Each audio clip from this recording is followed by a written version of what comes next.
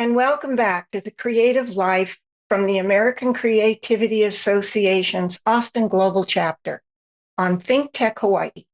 I'm your host, Phyllis Blees. Joining me today is our guest, Cindy Wigglesworth. Cindy is the author of the best-selling and award-winning book called SQ21, The 21 Skills of Spiritual Intelligence. She is the founder and CEO of a company called Deep Change Incorporated. She has a skills-based approach to spiritual intelligence, and it is faith neutral, faith friendly, and science friendly. Or it should hit everyone right where they are today, we're hoping. And Cindy has appeared on Oprah. She's had TEDx conferences and talks, and she has spoken at numerous events and on podcasts and webinars. So I've asked Cindy to join us today to explore the theme of our show, which is entitled Spiritual IQ, the Real Love Language. And with that, we'll be back in just a moment.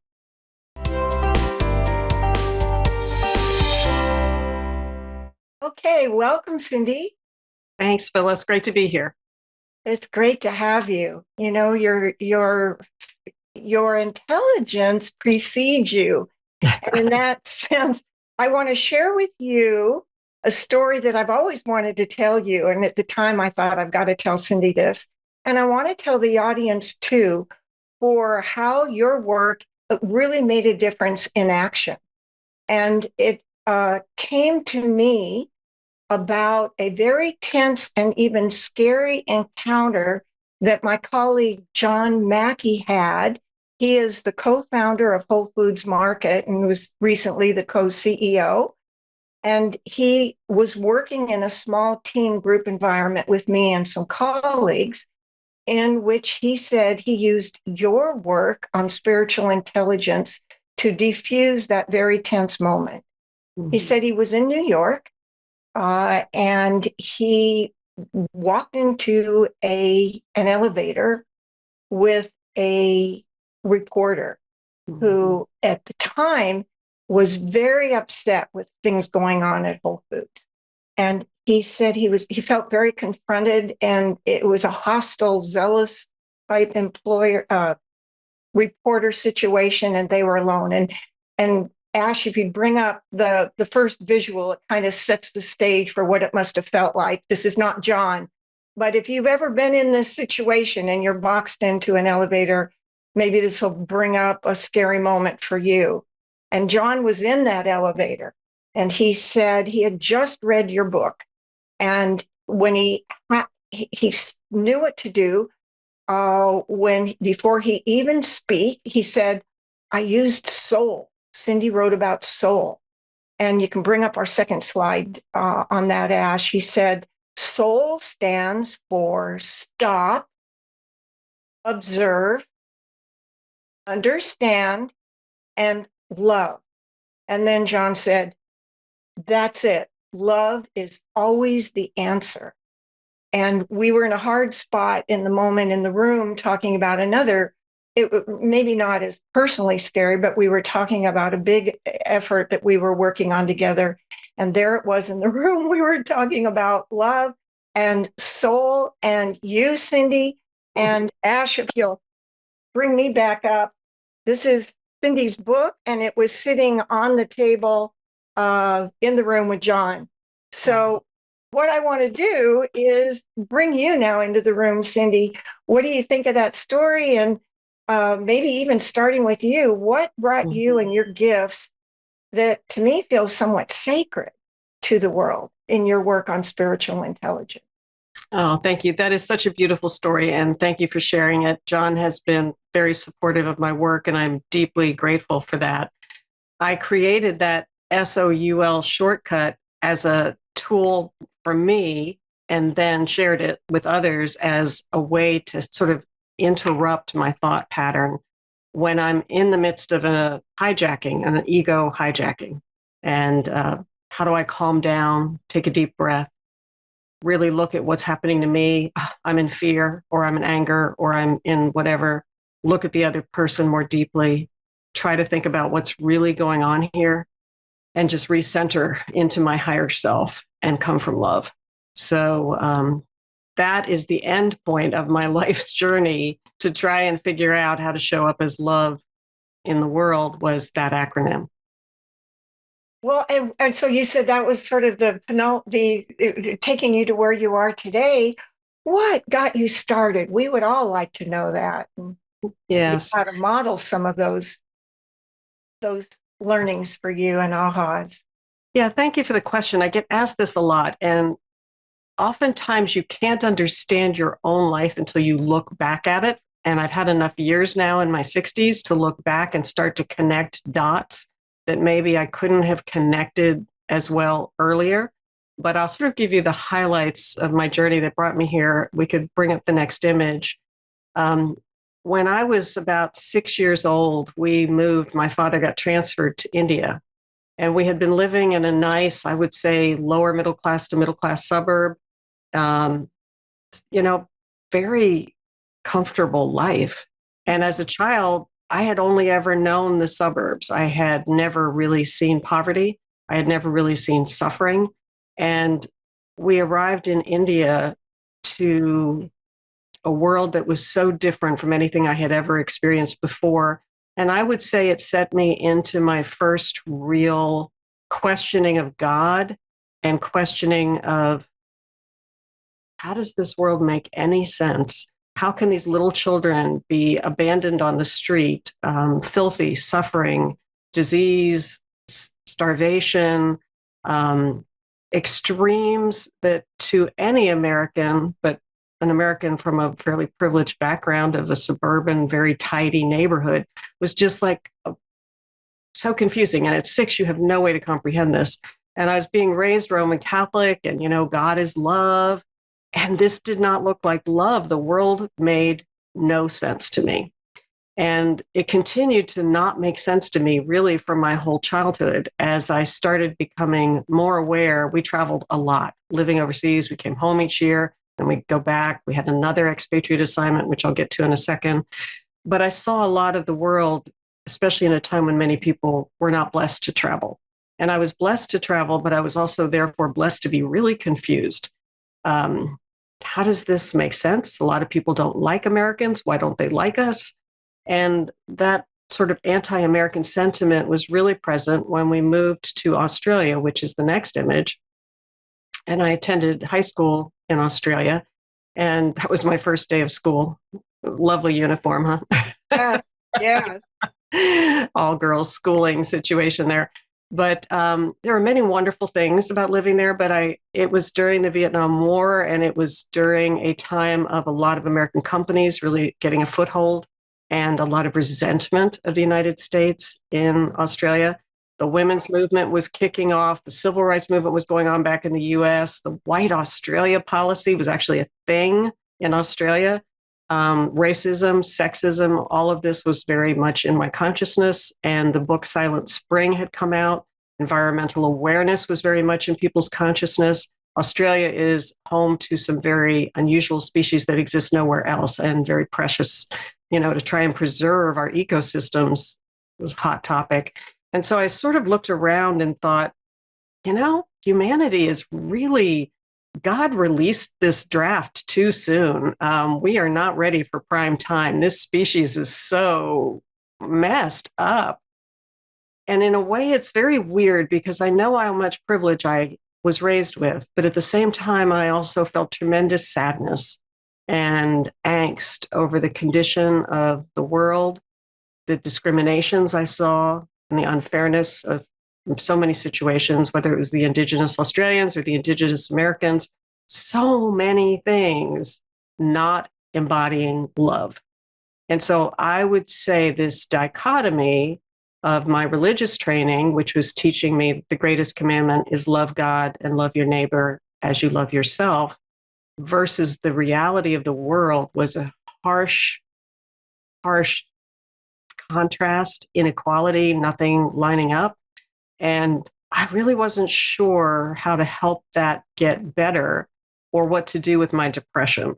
So I would say what I ended up doing with my depression initially was avoiding it. I immersed myself in my academics. I was very good at academics. Went on to college at Duke University, got a bachelor's and a master's, threw myself into my career, as a lot of people do. You're trying to get started, you're trying to get a salary going and establish your life. And I ended up, through a series of interesting coincidences, going to work in the oil industry, which was the industry I had been raised in. And so here I'm holding this environmental awareness, and many people go, how could you go to work in the oil industry? I have a complex understanding of energy policy and the evolution of energy policy across the years of human evolution. I see oil as a transitional energy system, but one that there really wasn't a substitute for at the time. But I am all in on electrical vehicles and, let's get to sustainable energy ASAP. But I had a good experience, which may shock people, working for the company I worked for in the oil industry. And I got placed in human resources, had responsibility for helping to develop executives. I myself had the blessing of going through a lot of leadership development training myself. And I found out a lot of things through that process. First of all, I found out that I had overdeveloped my IQ and underdeveloped my emotional intelligence. So I really needed to work on interpersonal skills. And as I started working on my own spiritual growth, I changed churches and I started doing a whole lot of personal growth workshops. I found my spiritual growth was working in tandem with the therapy I was getting and the leadership development training. And I was changing and becoming a better leader. I was getting promoted faster. You too? You too? No, I just wanted to, if I'm not interrupting you too much, but I do want to know if that next slide was relevant to putting people in the mindset of the oil industry, or do you want to wait? No, you can put the next slide up, the oil industry. Yeah, the good, the true, and the beautiful, because just to take people from India to an oil rig, although that looks like a halcyon view of the oil industry. And I don't know if you were going to come around to how your work brought it to looking so peaceful. But I also want to pull back then from the oil industry. Maybe you'll refer to this again and just slow down for 1 minute, because you've just introduced three intelligences. And I know most people grew up, if they grew up, with this idea of what's your IQ, and that's intellectual intelligence. And then you said your emotion, you had to you were out of balance with your emotional IQ, and then you wondered about it. So you've just gone through three IQs, and I want to make sure that we slow that down and introduce people to maybe the idea that David Gardner came up with. There's like 7 intelligences, and the number is, it reminds me of Hindu gods and goddesses. Like 20 come into the world every day. And I don't want to trivialize it. But what I appreciate so much is you were brought into a corporate America company, maybe in Houston, and you would have come out of college being very aware of how you were being evaluated by IQ, about how smart you were. And and all of a sudden, I get the idea from what you said that you needed more to do the job, maybe the holistic job that you wanted to bring to this work in the oil industry. And so take a minute, if you don't mind, talk about what is emotional IQ. And I want to slow down your whole talk today. And then spiritual IQ is very new, a new kid on the block. So Howard Gardner is the fellow who wrote the book Multiple Intelligences. Daniel Goleman is best known for writing his book Emotional Intelligence. I was exposed to the Goleman-Boyatzis work in the late 1990s, and it put words and science around what I had experienced. Essentially, EQ is your interpersonal skills and your emotional self-awareness and emotional self-management. If you don't have emotional self-awareness and emotional self-management, you can't control your anger, you don't understand your anger, you act out on your anger, your interpersonal skills will be poor. So let me stop you there. So like with CEOs, I've heard it said they can have an IQ off the chart, but their EQ, their emotional might be down between maybe a 2-year-old. Well, it could be lower. I don't know that I'd put it on a year old. Yeah. But not even CEOs. I think we all go through spirals. Like there's some days I'm at my best and some days I feel like it, like a 2-year-old myself. And so who's in charge in that moment with right. the power of the pen and the power of the purse? So keep going. So emotional intelligence yields good interpersonal skills, and spiritual intelligence was not yet formulated. People really weren't writing about it as in the same kind of way of skills-based, researchable. Long story short, I spent a lot of time trying to figure out what is spiritual intelligence. I ended up leaving the company, not because I didn't like the company, but because I felt called to do this work. And I felt that SQ was the missing intelligence for leadership and the missing intelligence of the 4 key intelligences we all need to have a successful life. And you can take that slide down for a moment. I'm going to explain you have physical intelligence, which is body awareness and using your body and caring for your body. So taking care of your health matters, because when your body is out of whack, you can't think straight, you can't control your emotional state, and you certainly can't behave from spiritual intelligence. Then you have IQ, which we emphasize in school. Emotional intelligence is your interpersonal skills. And then spiritual intelligence, when I first thought about defining it, I was looking for a way to define love, because remember, the greatest commandment really stuck in my head as a child: love God, love your neighbor as yourself. But church was not defining ways to do that. People are hard. People are difficult. How do you love difficult people? I wasn't learning that. So if we could have the bird image up, when I started trying to define love as a what's a definition that is easy? Definitions of love were lengthy and difficult and using Greek or Latin words, and that was not going to work for me. So I found this parable from the Eastern tradition that love is a bird with 2 wings. One wing is wisdom, the other wing is compassion. If either wing is broken, the bird cannot fly. And it gave me goosebumps, truth bumps. That's like, that's the thing I've been looking for. Wisdom, the best of the head center, compassion, the best of the heart center, brought into action through the body. That is spiritual intelligence. So from that comes the next slide, which is my official definition of spiritual intelligence: the ability to behave with wisdom and compassion while maintaining inner and outer peace, regardless of the situation. And that last part is the saintly part. If you think about the spiritual leaders you most admire, the Dalai Lama, all those kinds of people, Jesus, Mother Teresa, Nelson Mandela, Gandhi, those kinds of people, they keep their higher self, their loving presence in front and in charge, no matter what's going on. And that is my goal. That's what I wrote down as, that's how I want to show up in life. So that was the beginning of this process. So would you like to say?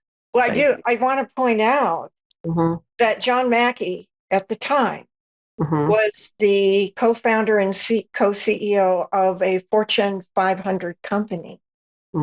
And he drew upon that SQ to defuse a hostile, emotional, and possibly physically dangerous situation. And so you did it. You got it all the way.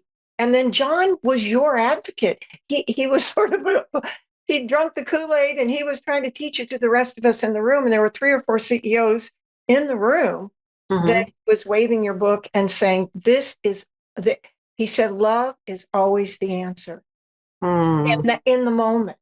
Right. So you did it, and you are doing it today. And it's such an honor to have you taking us deeper into your life and thinking and into this work. So I frame that for you. Thank you so much. Well, let me give you the very highest level understanding of how to do this. Okay, great. I want to show up as love, and we're going to come back to SOUL. We'll mention it one more time. But in between that, how do you get there? And one of the first steps is understanding that you have 2 parts of yourself. You have an ego self, which initially is quite immature. And if we could bring up the image of the two people that say immature ego self, there we go. So we have this gentleman who is very self-obsessed, combing the one hair that's left on his head, which is kind of a humorous way to say, oh, we're so self-absorbed. And then this woman who's pointing out like she's blaming somebody. This is also symptomatic of an immature ego that won't take responsibility, but places it on others. So this is the immature ego. The ego can grow up, and it is a nuanced conversation to have. But I'll just say there are synonyms for the ego that many people use. I love synonyms. You can call it your personality self or your embodied self or your human self. It doesn't matter. But the other part of ourselves is our higher self. So if we could call up the image that says higher self. Here we have two beautiful people. Look at those faces. This older woman, you may not be able to see, but she has no teeth hardly left, but she's smiling. And it's like, I'm going to smile and laugh, even though I have no teeth. I don't care. I am the opposite of the self-obsessed person. I'm present to my life and I'm feeling my joy. And I just love that image. And then the man. And she's smiling with her eyes. And her eyes are smiling. Yeah. And the man on the right looks, and this could be me projecting, right? We always project on these photographs. But to me, what I see in this photograph is someone who has been through a lot. He's got the lines of a life that has probably seen suffering and sadness, and yet still there is the crinkle at the corner of the eyes and that sort of wise, gentle smile that he's got going on. And to me, this is the human best self, our higher self. And sometimes people prefer words like soul or spirit or Atman or Buddha nature, Christ consciousness. Those kind of words can be synonyms, and we're fabulous with synonyms. You may call it your authentic self, your non-dual self. This is where we try to be religion friendly, religion neutral, and science friendly. So pick a term that works for you. We'll just generically say higher self. So to me, the question is, can I operate from my higher self? Can I operate from love most of the time? Well, just a day in the life of Phyllis Blees, getting to work with your material. 1 hour ago, I was writing in a book I'm writing on the matrix of peace. Just quoted you and soul. And I did it in the section to say, before we act, before we have any doing of creating, quote, peace in the world and forcing it on people, we have to examine our being. And I said, and so whatever we do, cause no harm.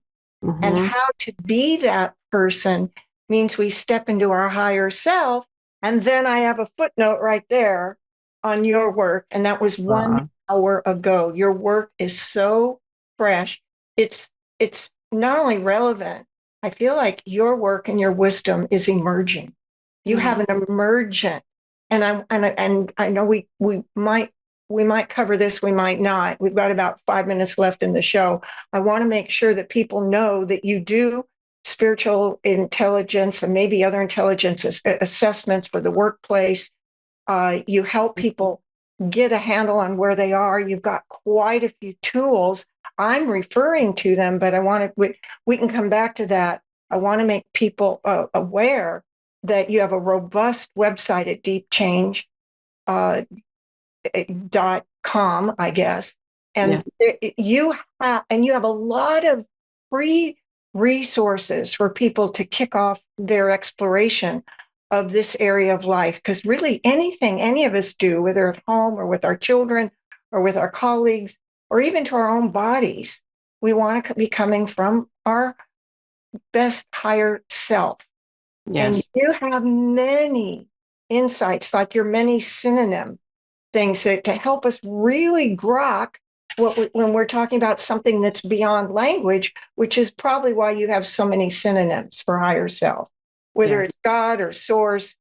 There's probably not even a word, but you give us the word. So just want to take you back into helping us get to where you want to take us today. And I just want to let people know that. Thank you. So we probably can't do anything other than just show these two slides, which I will show you just so that you know they're out there. The 21 skills. I been a very analytical minded person, thinking like engineers have trained me to think. How do you train somebody in these things? And there are 21 skills. You can't read this slide, I'm sure, because of the font size, but just know they're out there. And let's look at the next slide. Well, and also, Cindy, there will be embedded in the video copy of this show today, and wherever the show lives on the umpteen 6 or 7 places that ThinkTech has it, then they'll be able to stop and freeze the video and take their time with that. So it's permanently part of this talk.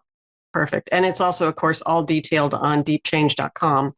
And skill 5, just to show you, every skill is described from level 1, which is beginner, to level 5, which is the expert level.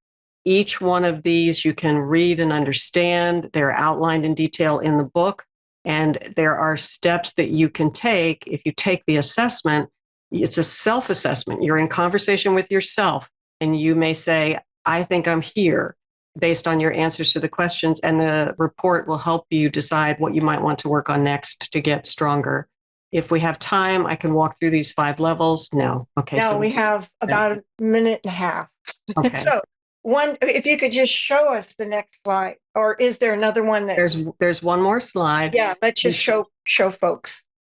If I were to drill it down to what's the most basic thing, is between the events in your life and your responses to the events, which could be thoughts, words, actions. In the middle, between the event and the response, learn to insert a pause. And that's the stop in the SOUL process. Put in a pause. In the pause between your thing that's happening in the elevator and the thing that you respond, that gives you the moment to shift and say, I want to have a loving response instead of an ego-based, fear-based response. In the pause, you will find your power. Oh, wow.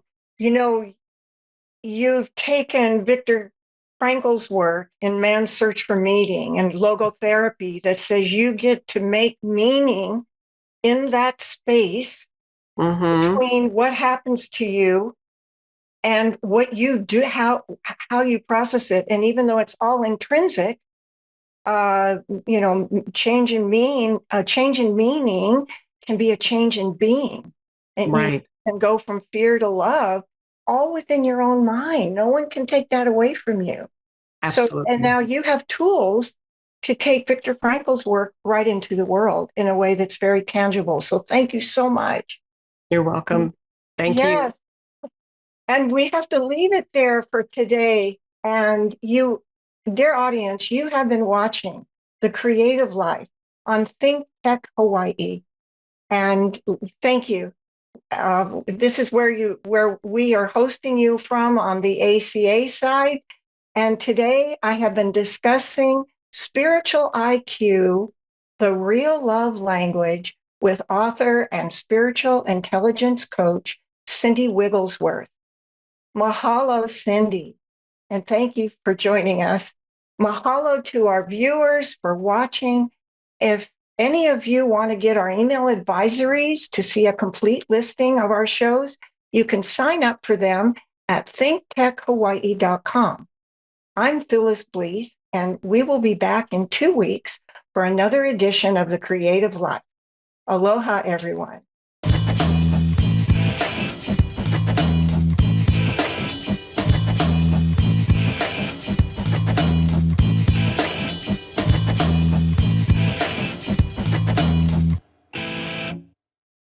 Thank you so much for watching ThinkTech Hawaii. If you like what we do, please like us and click the subscribe button on YouTube and the follow button on Vimeo. You can also follow us on Facebook, Instagram, and LinkedIn, and donate to us at thinktechhawaii.com. Mahalo.